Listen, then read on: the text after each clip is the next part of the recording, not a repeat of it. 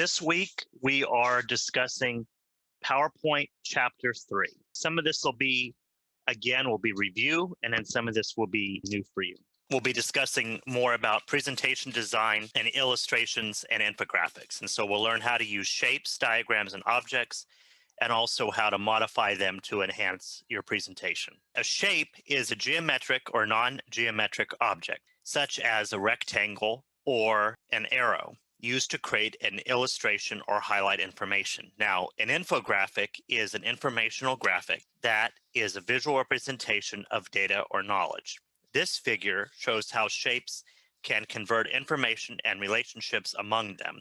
It also shows how effects can be applied to shapes to enhance their appearance. We see that we have, it shows you the progress of how things are, and then we also see how they've applied a kind of a raised effect to this, how to go about creating shapes. So PowerPoint provides a multitude of standard geometric shapes such as circles, hearts, squares, stars, and banners.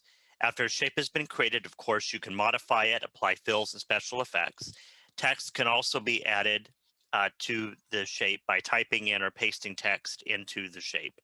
Then the text in a shape can be formatted, of course, the same way. So you've dealt with this already with Word, so this is going to be very similar to what you would have done in Word. And so we see in order to add shapes, we would go onto the Insert tab and then Shapes, and then we can choose from a multitude of different shapes that are available.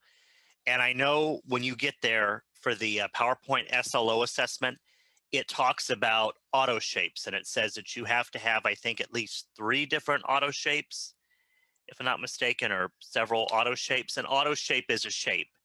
In previous versions of Microsoft Office, the shapes were called auto shapes, but now they're just referred to as shapes. This is just talking about some of the different types of shapes that you have. So for example, a callout, like this blue one right here, is a shape that you can use to add notes, often done in cartooning. So if you were going to do like a cartoon, or maybe you were going to show maybe a picture of 2 people and then maybe have like a conversation, like a little cartoon, you could use that. Lines are also shapes that can be drawn. And so you can draw lines like this, how they connected these 2 shapes together. You could use those to draw other types of things. An adjustment handle is the yellow circle on a shape that is used to change the shape. The little adjustment handles, it's yellow or white. And so we see here on this one, the little white. Okay, the yellow one right here is also, that lets you adjust it, but or right here. But the white handles also allow you to go ahead and change the size, the white handles, and then the yellow handle would allow you to change particulars about that shape. Yeah, note that not all shapes have adjustment handles. In this figure, an example of the cloud call out, the line and the adjustment handles on the yellow shape. But we'll look at that again some more. Use the shapes to create a flow chart. A flow chart is an illustration that shows a sequence that is followed, or a plan containing steps where connector lines join the shapes. Flowcharts are used to show the flow of logic when writing computer programs. And so the figure shows a flow chart and what the shapes represent. And so you'll have one in the lesson today. You'll be working on a flow chart. Whoops. But a lot of times, I know right now I'm working on filing taxes, and we have a book that they give us that tells us, the tax law and that, and there's a lot of flow charts in there. If they have, if somebody's married or not married, and then they have a kid, then they can file head of household or whatever. So there's different flow charts can be used to show different steps or different types, logic. Now, a freeform shape can be used to create customized shapes consisting of both curved and straight line segments.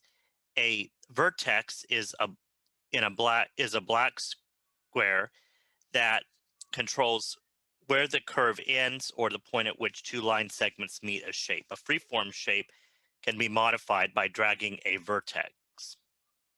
The two figures show the vertices, the black squares, in a free-form shape, and how the shape can be modified by dragging the vertex. And so it's kind of hard, I know, on here to see, but there's little black squares at the different points.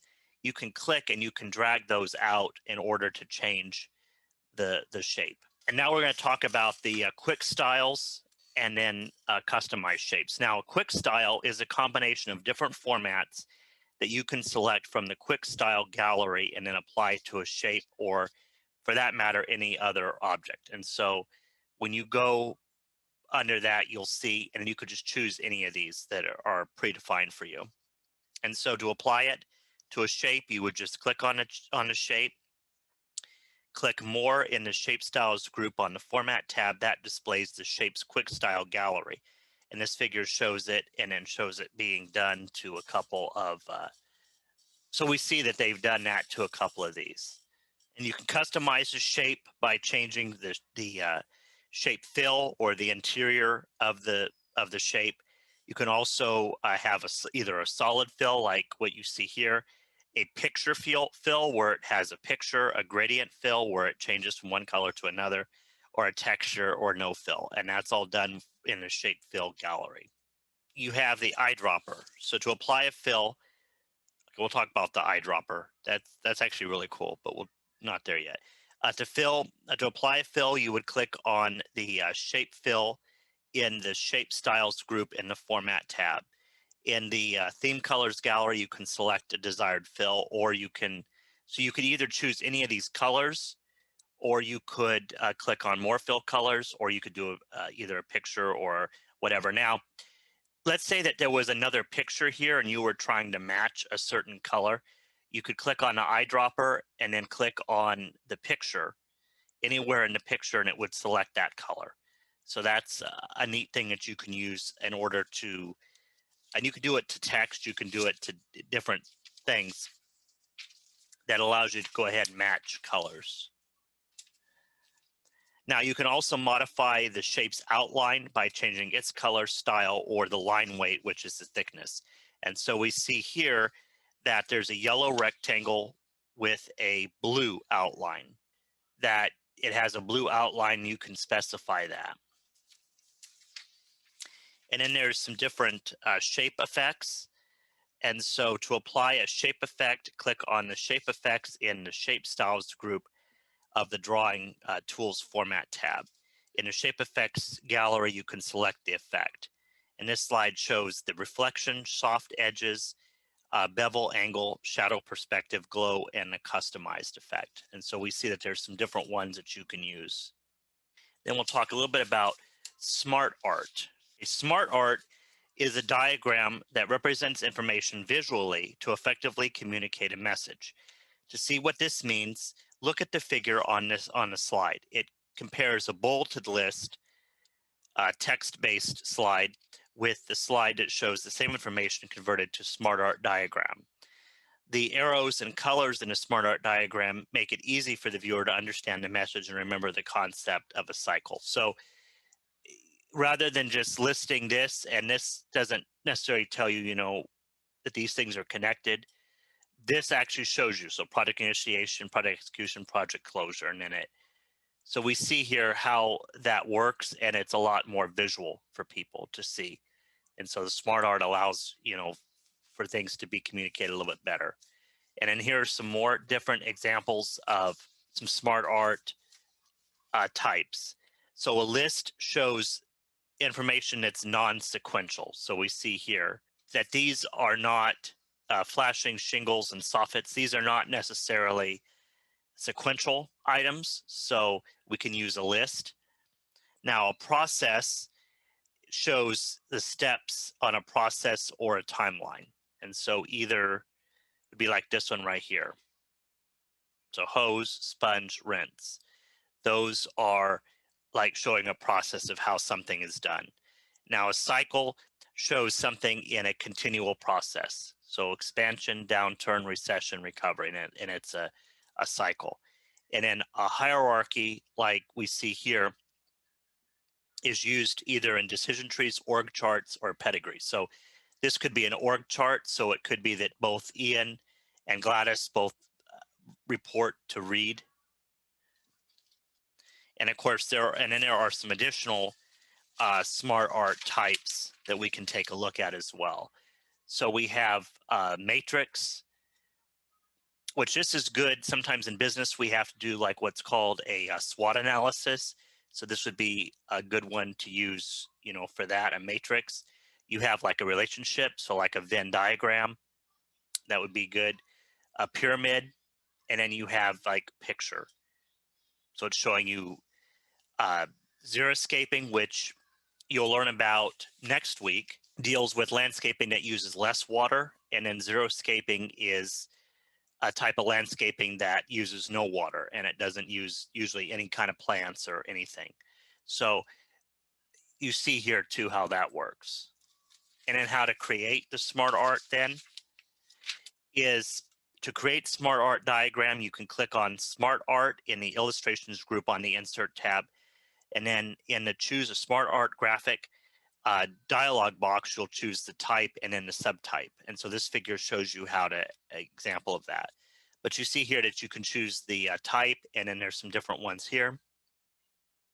The specific one, and then this gives you a preview of what it would look like. And of course, we can modify smart art just the same as we do any other type of shape or image. And so you can reposition and resize it by dragging its borders. You can apply smart art text in the text pane, or you can modify the text from within the shape. You can add a shape by using the add shape command, and remove a shape by clicking or pressing the delete key. You can change the colors using the colors gallery. You can change the style. There's some different things just the same way. And so this is an example. This shows you here how you can change the color. And then there's some predefined options here. You can just choose then whichever one you would like. Then we see that you have the quick styles gallery. So there you can apply different looks to it. So like you can have it kind of raised, you could have it flat, you could have it, different ways as well. And then this just shows you how to modify it. So you can, or just shows you that you can convert existing text to a smart art diagram by selecting the placeholder that contains the text and then clicking on convert to smart art graphic in the paragraph group on the home tab. And we'll talk a little bit about word art. Now, PowerPoint's word art feature enables you to modify text to include special effects like color, shadow, gradient, and 3D appearance. This slide shows how the text with the arrow down transform effect has been applied. This is, again, very similar to what you did before in Word.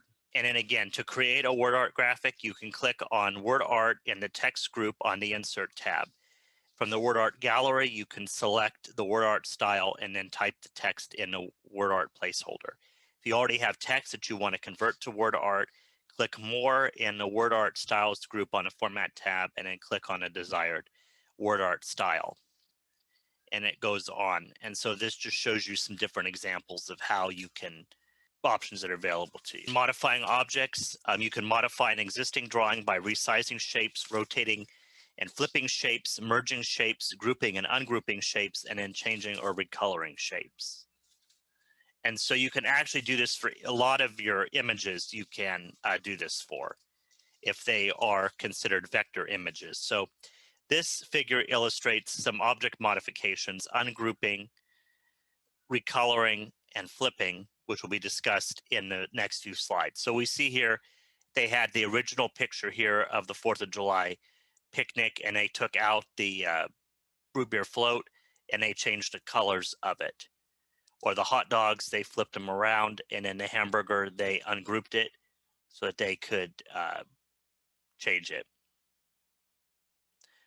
Or actually, it looks like they got rid of the little streamer right there too.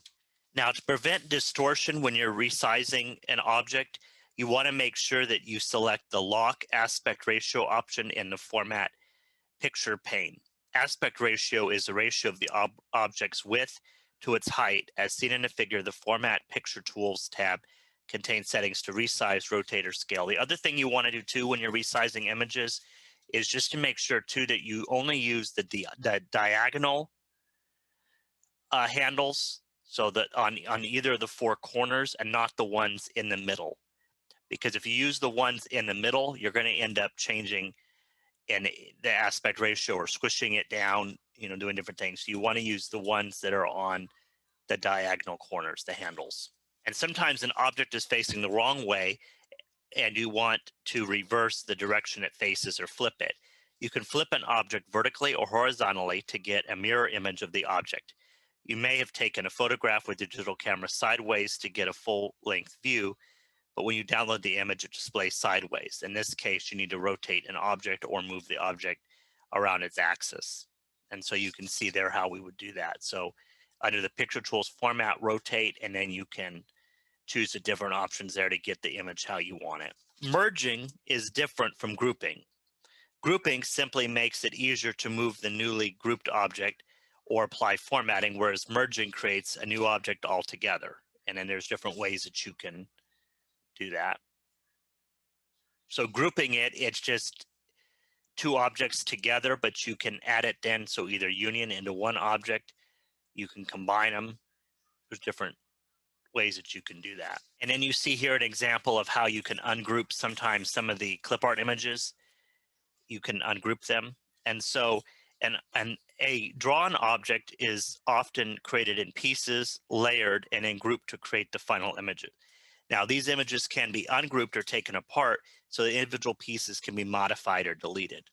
Grouping is the opposite of ungrouping. It allows multiple objects to act or move as though they were a single object, when it's grouped anyway.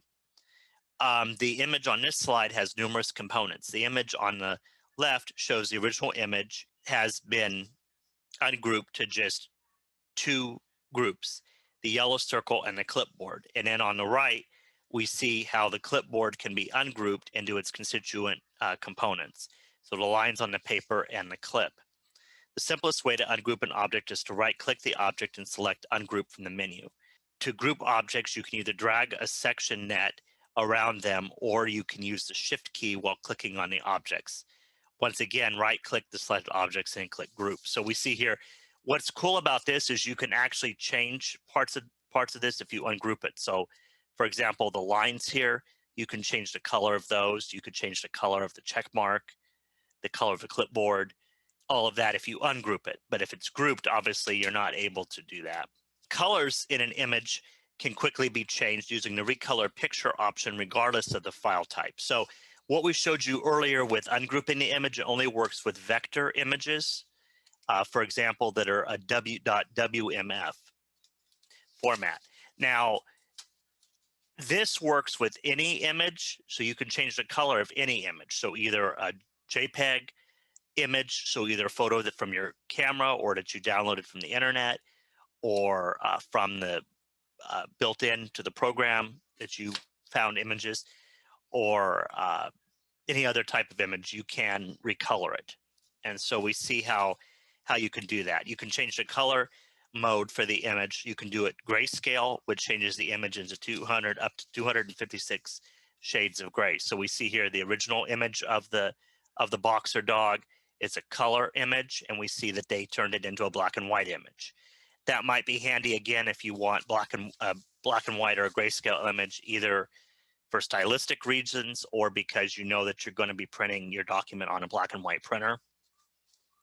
It might help to have it so you can have an idea of what it would look like, and it would make it a little easier. Now, sepia gives a golden tone often used for old-fashioned photo look.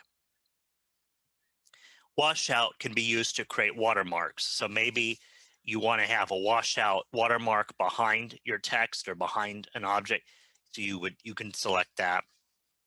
And then black and white reduces the colors to just black and white. So we see here the clip art picture here of the dog with the bone. They turned it into a blue, which is kind of, different. And then we see here they turned it into just a black and white image. So to display the recolor dialog box, you can click color in the adjust group on the picture tools format tab. And then the figure shows the drawing that was changed to black and white and recolored blue. It also shows picture that was converted to a grayscale. If there are multiple objects such as shapes, online pictures, smart art, or word art on the slide, it can be difficult to arrange them. The selection pane shows all objects on the slide and enables you to select, multi-select, show, hide, or change the order of objects on the slide. The selection pane is displayed by clicking selection pane in the arrange group on the picture tools format tab. And this, so we see that. And then shapes can be layered by placing them under or on top of one another. The order of layers is called the stacking order. PowerPoint adds shapes or other objects in a stacking order as you add them to the slide, where the last shape placed on the slide on top and the highest stacking order. And so you can bring forward, bring to the front, send back, send backward, etc. So we can create, different types of effects with it, and then layer. Depends on how you want to layer certain things. And then dragging an object to a position on a slide is aided by using the Smart Guides. Smart Guides display when you drag an object on the slide to help you quickly align objects in relation to other objects. You can also display a grid containing intersecting lines. By default, objects snap to the grid lines and measurement lines on the ruler. The snap to feature forces an object to align with the grid in either the center point or the edge of the object, whichever is closest to the grid line. So it just helps you to organize your things, make sure things are straight. And then you can also use guides, which are non-printing, temporary horizontal or vertical lines that are placed on the slide to help align objects and determine regions of the slide. This figure shows the horizontal and vertical guides. So that would be found under the View tab, and then Show, and then you can select there. Now, PowerPoint's Align feature makes it easy to line up shapes and objects in several ways. When aligning objects with other objects, you can align their sides, middles, tops, and bottoms. When aligning objects on a slide, you can align the top of the object to the top of the slide or the left side of the object to the left of the slide. And so we see here how they've done that. So they've aligned these objects, 3 shapes into 2 rows, are aligned at their middles, aligned in the middle of the slide and distributed horizontally so that there's space between them is equidistant. So it's the same amount of space between each. Go ahead and open it to page 1061. If we go on down here into our week 8 module, which is dealing with PowerPoint chapter 3, and we see here that we want to do the hands-on activity. So we'll go ahead and click on that. And then we see here the files for that. So I'm going to go ahead and make a new folder on my desktop, and I'm going to go ahead and call it PowerPoint chapter 3.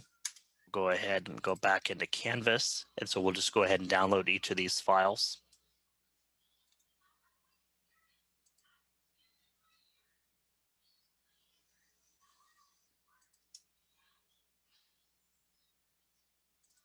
Make sure to choose our PowerPoint chapter 3 folder we just made.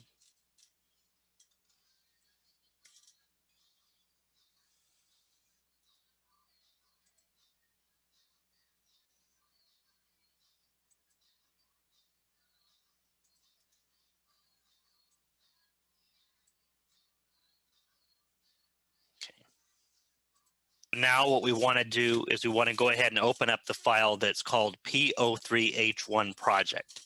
So we're going to minimize this and go into our folder where we saved everything. So it's going to be PO3H1 project. So we're going to go ahead and open that one up. First thing we can do is enable editing, and then we want to save it as PO3H1 project last first. So we'll go in here. Again, we'll browse, make sure that we're in our correct folder. We'll go ahead and resave it. Now, the first thing they want us to do then is on step B is to replace the first name, last name with your name.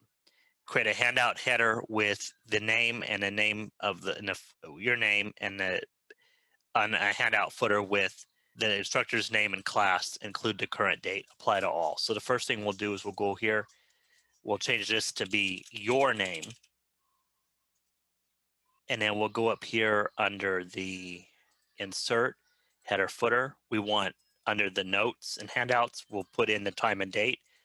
For the header, you'll put in your name, and then for the footer, you'll put in the name of your instructor.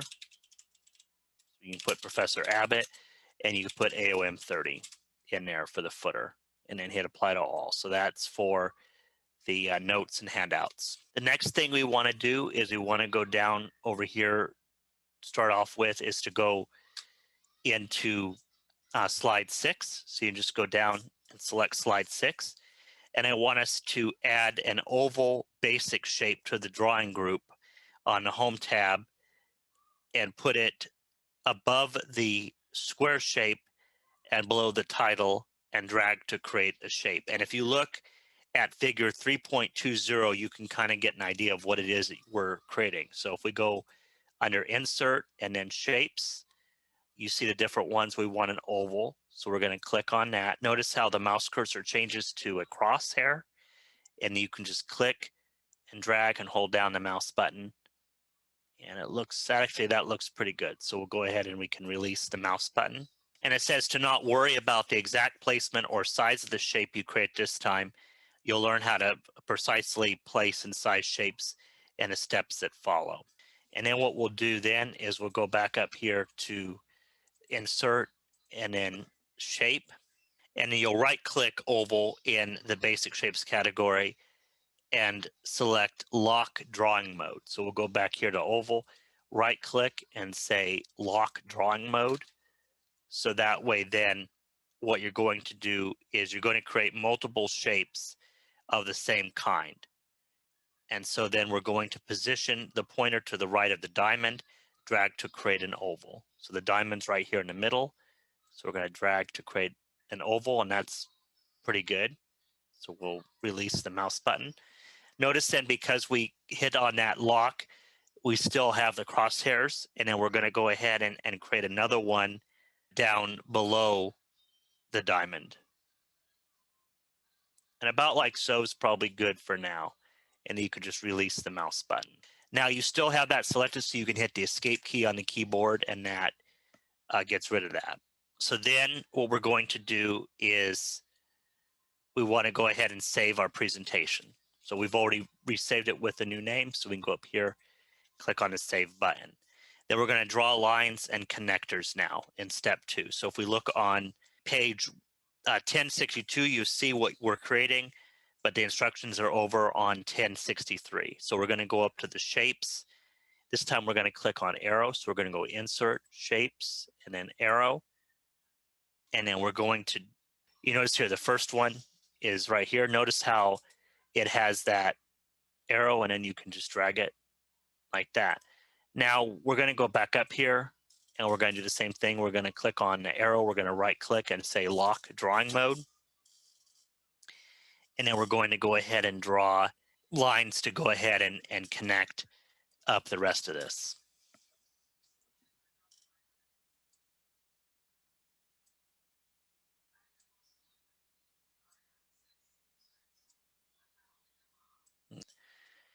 Then when you're finished that, you can hit the escape key. And now that we've done that, you can kind of see that we need to adjust some of these. So we can just click in the middle and drag.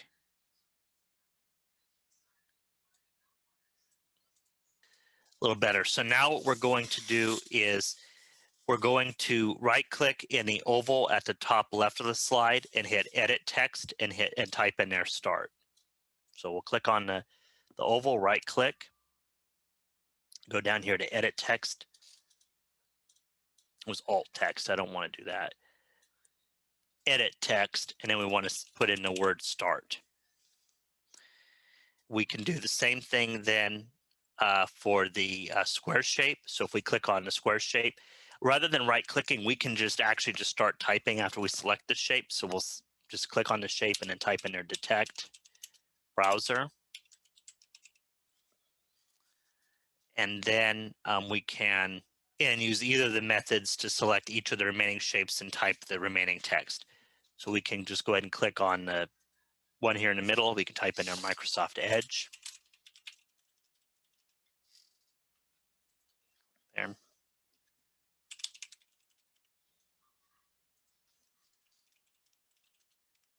Okay.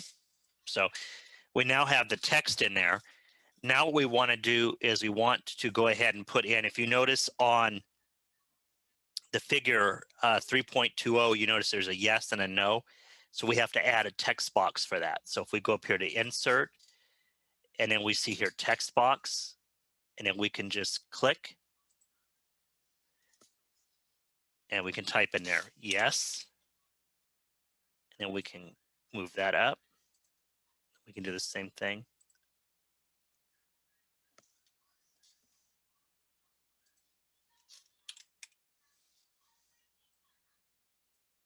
We've done that, and then we can go ahead and save the presentation. And then we can go ahead and flip on over to page 1064. So this time we're done now with slide 6. We're going to go back up here. We're going to look at slide 5. So we can go ahead and click on slide 5. And we see here that they already have some shapes already put in here for us. And this time what we're going to do is we're going to click on the far right callout shape that says update support pages. So we're going to go ahead and click on that. Then we're going to go under picture tools format. We're going to click on that, and then we're going to go under the shape styles, which is right here. Click on the more button. We see all of them listed here, and we want to choose the one that is orange accent 6, moderate effect orange accent 6. It's this one right here. So we're going to click on that. And then what we're going to do is we're going to click on an empty area of the slide in order to deselect that call out. And in this time, what we're going to do, we want to go ahead and select these other two. So we're going to hold down the control key. So that's CTRL, the control key. Then we're going to go ahead and select both of these. So that allows us to select multiple objects. We're going to go up here under the shape fill. We're going to choose blue accent 1, which is this one right here. So we're going to click on that. And then we're going to click under the shape fill, go down to granulate or gradient. And then we want to choose under the, I believe it's the dark variant. It is linear right.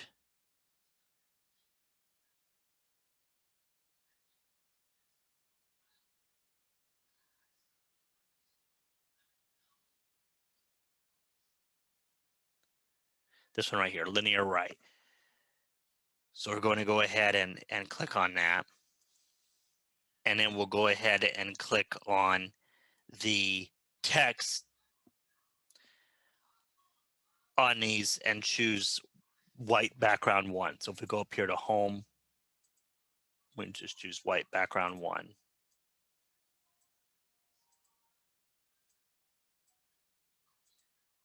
And so then we can go ahead and save our work. And then we're going to go ahead and jump. We're on page 1065 on step 4. We're going to go ahead and jump right back into slide 6. This time what we want to do is we want to click on the diamond shape. And we want to go ahead and add an effect to it. So we're going to go up here to the drawing tools format. And we're going to choose under the shape effects. Right here, shape effects. We're going to go ahead and choose shadow and then offset diagonal top right. So shadow and then top right. So it's this one, offset.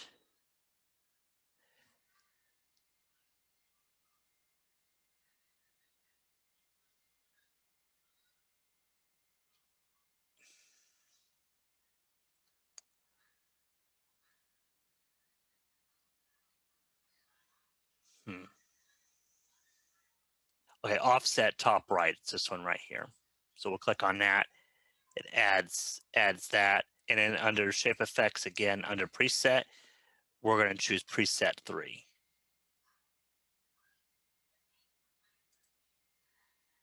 So preset 3, and then you'll go back, shadow.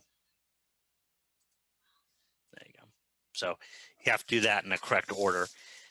And then we'll go ahead and do spell check and review the presentation, and then we'll save and close the presentation. And then at the end, this will be one of the files that you'll turn in. So we'll go back up here to the review tab and run spelling.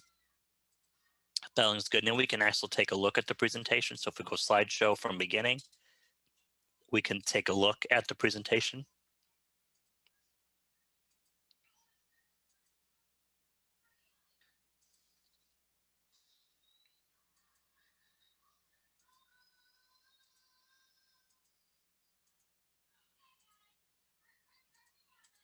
Okay, pretty good. So we can go ahead now and close out of that. And then if it asks us to save, make sure that we save our work. What we're going to do now is we're going to go ahead and work on hands-on exercise 2, which is dealing with smartart and word art. And I believe on this one, there were actually a couple of errors with what slides it's talking about. So we'll point those out when we get there. So we're going to go ahead and open up the file that's called P03H2 Project Management. So we'll go ahead and open that up. Go ahead and enable editing. And then we'll go ahead and resave it as P03H2 Project Management last first.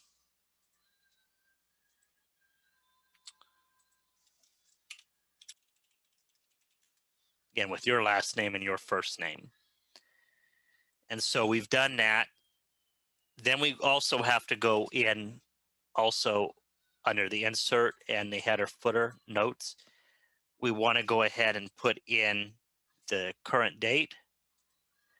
And same thing, header with your name, and then a footer with the name of your instructor in the class.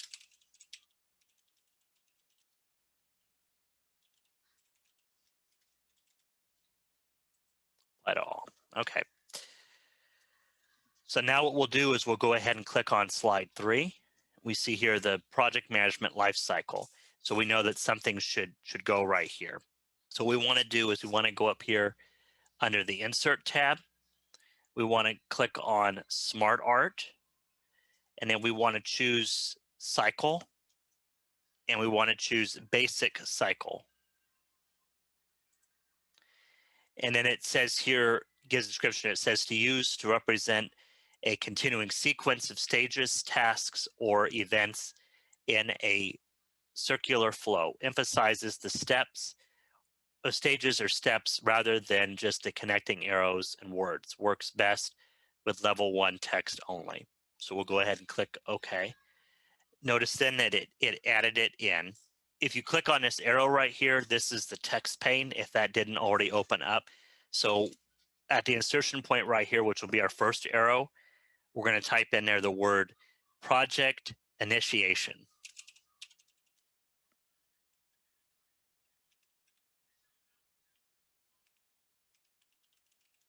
Okay. Notice that the text resizes automatically. Then we'll press the down arrow on the keyboard. That will take us then to our next shape, and we see that it's selected. We will type in there project execution. Then we'll hit the down arrow again, and then we'll type in there project closure.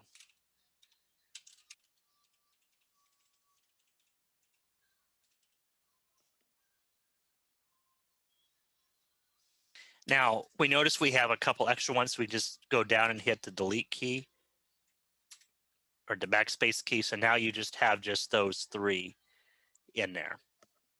And then we can go ahead and hit the X to close the pane. And we can drag the smartart object down so that it doesn't overlap with the title. So we just click on the border and then just hold the mouse button down and just bring it down. So that looks pretty good. And then we can ensure that the smartart object is still selected. So we'll leave it still selected. We'll click on the resizing handle on the top right corner of the smartart, drag the corner of the object approximately 1 inch, then reposition it to approximately centered on the slide. So you can go to the right and then drag it down a little bit, like so. And then we can go ahead and save the presentation. Now, you need to modify the structure of the smartart diagram because a step in the cycle was omitted. The diagram should also be enhanced with a color style change, and you teach your participants these skills, refer to figure. So you can look on the previous page for exactly what it should be. But we're going to click on the project initiation shape to ensure that the smartart tool tab is selected. So we'll go up here, smartart tools, design. So we have that. So we want to go ahead and add a shape. So we'll click add shape. So it adds another one there. And so it adds a shape after. And then it should be after product initiation and before project execution. And it should say project planning. So if you just type in there,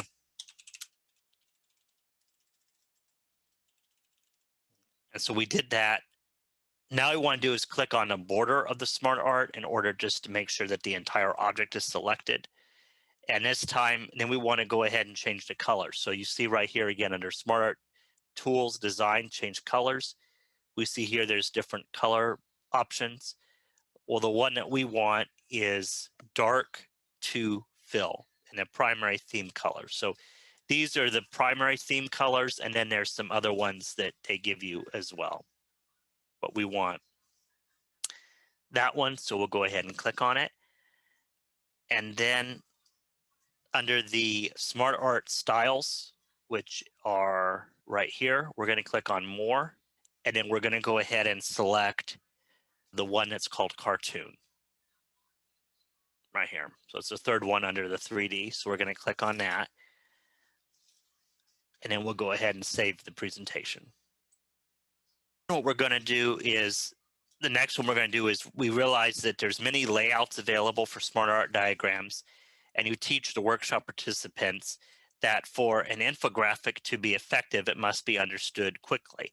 You ask the group to note the reduced font size of the process smartart showing the product execution. You teach them to change the layout of the smartart to make it more effective. And so you can refer to figure 3.35 as you complete step 3. So we'll click on slide 5. Book, it says slide 6, but it's slide 5. So we see this cycle here. We see this is really hard to read. So we can click on the cycle on the edge of it, and then we go up here under layouts, more, and then the one we want is more layouts. So that gives us more options. We're going to click on process, and we're going to choose the basic bending process.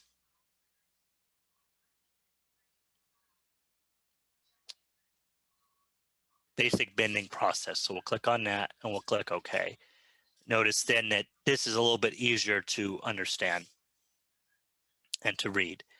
The next thing that we need to do is we want to ensure that the smartart border is selected. And then under the Format tab, we're going to go up here to Size. And we want to change the size to 1.6 for the 4.03. Press Enter. So we see that it adjusted that. So we went ahead, we changed the height of it, and then we want to go ahead and change the size dialog box launcher. So you go size, and then this is a dialog box launcher. And then we see here under position, they want us to type 1.6 for the horizontal position. It's already there, so we don't have to change that. And then for the vertical position is 2.44. So that way it looks a little bit better. So we've done that. And then we'll go ahead and we can close that and we can save our work. And then what we'll do is we're going to create and modify the word art. So for that, what we'll do is we'll go ahead and click on that step 4 on page 1076. Is we'll go ahead and click on slide 4. Notice right now there's nothing there. So we're going to go on the Insert tab, and then we're going to choose Word Art. And let's see, we want to go ahead and choose the word art that is called the Pattern Fill Orange Accent 1 50%. I think it's this one right here. Orange Accent 1 50%, Hard Shadow Accent 1. Anyway, it's this one right here. So we'll click on that, and it created it. And then we're going to go ahead and type in their famous quote. And then we want to go up here to the under the text effects. So actually it's under the word art styles. It's the little A right here, text effects. So we're going to choose the 3D rotation, and we want to choose the one that is off axis 1 right. Off axis 1 right. So we'll click on that. And then what we can do is for the shape height, we can change that to 1.5 and press Enter. And then we're going to go ahead and click on this button right here under the size to open up the dialog box launcher again. And then under position, we're going to type in there 0.87 for the horizontal. And then for the vertical position, we're going to type 1.33. So it puts it right there. And then what we want to do now is we want to go ahead and put in a text box, because now we need to put in the quote by Benjamin Franklin. So we're going to go up here to insert and then text box.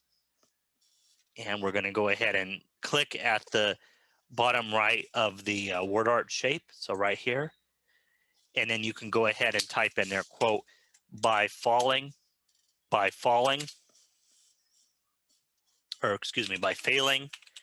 to prepare, you are preparing to fail. Period. In a quotation mark, Benjamin Franklin.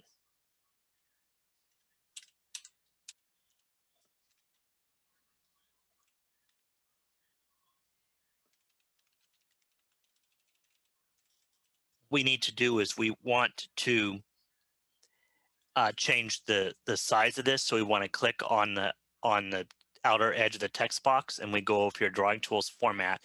This time we want to do is we want to change the shape width to be 5.2.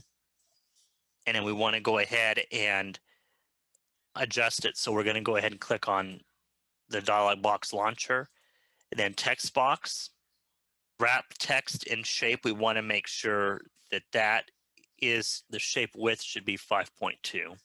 Click the border of the text box to select all the text. And then we're going to go over here to the Home tab, change the font size to 28. And ensure that the shape format pane is extended and under the horizontal position box. So we're going to have to go back up here. And under the horizontal position, we want to choose 6.2 and then 1.8.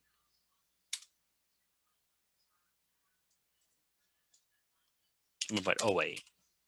And then just make sure that it looks just like the figure on page 1079, and it does. So that's good. I'm going to just do one thing here. I'm going to hit Shift Enter just to put the Benjamin Franklin down on the bottom line. So we've done that. And then what we can do is we can go ahead and save our presentation. We'll leave it open because we'll need it for hands-on exercise 3. So we're still working with this slide, but we will go ahead and resave the presentation this time to be P03H3 Project Management Last First.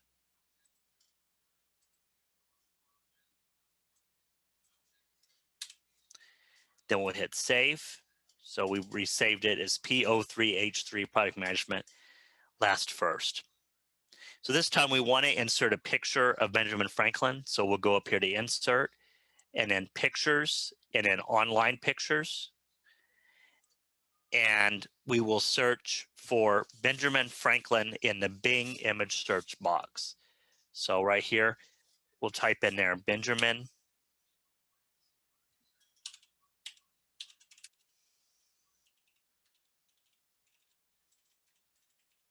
And press enter. And in the search results for images licensed under Creative Commons. So we see here lots and lots of pictures of Benjamin Franklin. So then we'll click on insert the image of, well, you're not going to be able to insert that particular image that we had over here on page 1095. That image is no longer available, but you can choose a different image of Benjamin Franklin. So let's see. This one actually looks pretty good. So we'll go ahead and click on that. So we can click to select it and then hit insert. And then it'll download it and it'll insert the image. So right now it's on the center of slide 4. So the first thing we'll do is we'll go ahead and click on the size dialog box launcher. And then for the height, we're going to go ahead and make that 3.45. And then we'll click in the width. box, and we're going to change that. Since the lock aspect ratio is selected, it doesn't need to be changed. We don't want to change it because otherwise the image is going to be out of proportion. So then under the horizontal position, we can change that to 9.2 and a vertical position to 3.34. Okay, we did that. Now this other little, you notice there's another text box that says that this photo by unknown author is licensed under CC BY SA. So that is the attribution for the image because this is a Creative Commons image. It has that. It would probably be best when you're doing this for real to go ahead and leave that. But for us, we're just going to go ahead and delete that extra text box because we don't need it. But in the future, you might want to leave that there. So we can go ahead and hit the save button just to save our work. Now we notice then that we want to flip the image of Benjamin Franklin. So we'll click on the Benjamin Franklin image that we inserted.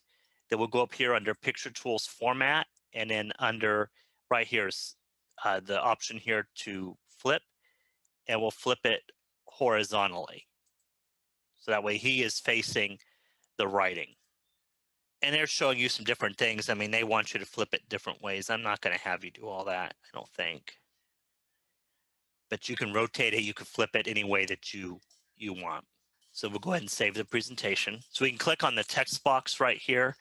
And I notice you have the little handle here to adjust it. So we can click it and we can rotate it kind of like that. And then we can kind of drag it about like so. Then we can save the presentation.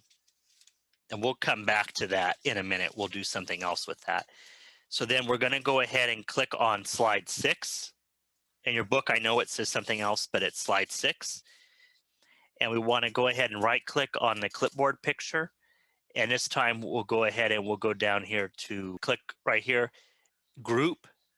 You could do ungroup. And then you can click on the large circle. So click on the large or outside of it, and then click on the large yellow circle. We want to change the color of that. So we're going to go up here to Drawing Tools Format.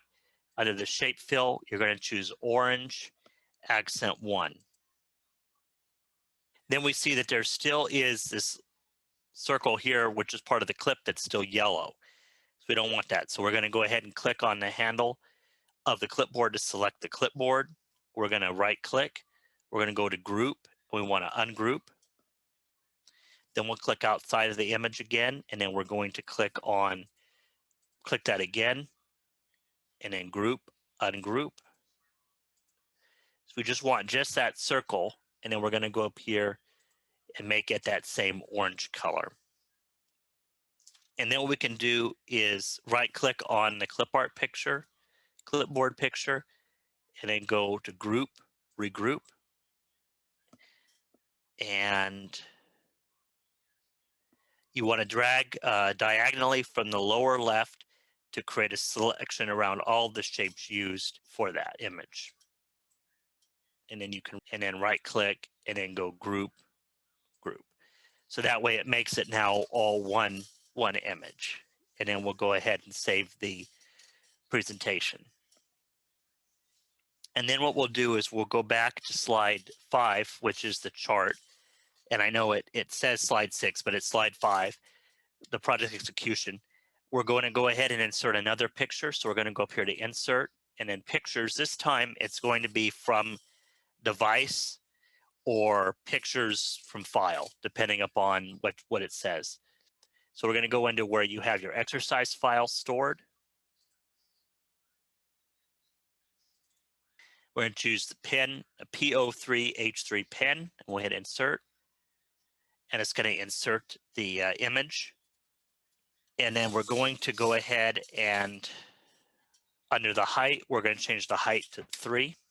So that makes it better. Now notice that it also adjusted the width because it wanted to keep that within proportion. And then this time we want to align it. So we'll click on Align Objects right here. And then we want to, so again, under the Picture Tools and then Align right here. I want to align that picture up to the top right. So we'll go here, align right. So then it's going to put it right here in that part of the slide. And we'll flip on over to page 1100. And this time we want to change the color of it. So under adjust, we have color, and we want to choose the green accent color 6 dark. So green accent color 6 dark. So we're going to click on that. And then what we want to do is click on color and then go down here to set transparent color. And then we want to go ahead and just click on anywhere around the background of the pen. So then that removes the background of the pen. Okay, so it's just the pen now that's showing. And then we'll go ahead and save our work. And then we'll go back over here to slide 4. And we want to go ahead and learn this time how to order objects. And we're going to add a cloud call out behind the quote. So this time what we'll do is we'll click on the View tab, and we want to make sure that the ruler is selected. So we're going to click on ruler, and it is selected already, but we just want to make sure that it is. And then we want to go over here to Insert and then Shapes. And we want to choose the cloud callout. So if we go down here to callouts, that looks like that's the only one there is. So I guess we're going to have to click on that. Okay. They changed what it's called. So we're going to position the crosshair pointer on the slide so that the indicator on the ruler is at the 3.5 mark. So 3.5 would be right here on the horizontal ruler and at the 0 point of the, so about like so. Then we're going to click, we're going to hold down the mouse button. Yeah, that's the same one. And then we're going to go ahead and drag to the 2.5 mark to the right of the 0 point of the horizontal ruler. So to the right, so 2.5, and then to the 2-inch mark below the 0 point. So about like so, and release. So we want to go ahead and drag the adjustment arrow right here to make it so that it looks like, move it so it looks like he's speaking. And then we want to click on the Format tab. We can adjust the text too. Bring it, I say we'll end up adjusting that later. So then what we'll do is we'll click on the shape. We'll go up here to the fill color, and we want to choose orange accent 1 lighter 40%, which is this one right here. So we've done that. And then we want to go ahead and click send backward. So then the text is displayed, and then we want to click on the picture of Benjamin Franklin and hit the send backward arrow. So again, under picture tools format, send backward, so that it's like that. And that's all there is to it. So then what you'll do is we'll save our work, and then I'll go ahead and I'll show you what you'll submit. So we're going to go back into Canvas, and you're going to submit P03H1 project last first and P03H3 project management. So we'll go up here to submit assignment, we'll hit browse. We'll go back in, and I'll just show you. So we'll go back on our desktop or wherever you're storing your files to the PowerPoint Chapter 3 folder. So we'll choose the P03H1 project last first and open, and then we'll add another file, browse. We'll choose P03H3 project management last first, and then we'll go ahead and submit our assignment. And again, it may take a second depending upon your internet speed for it to go ahead and to upload those files. And then there it is.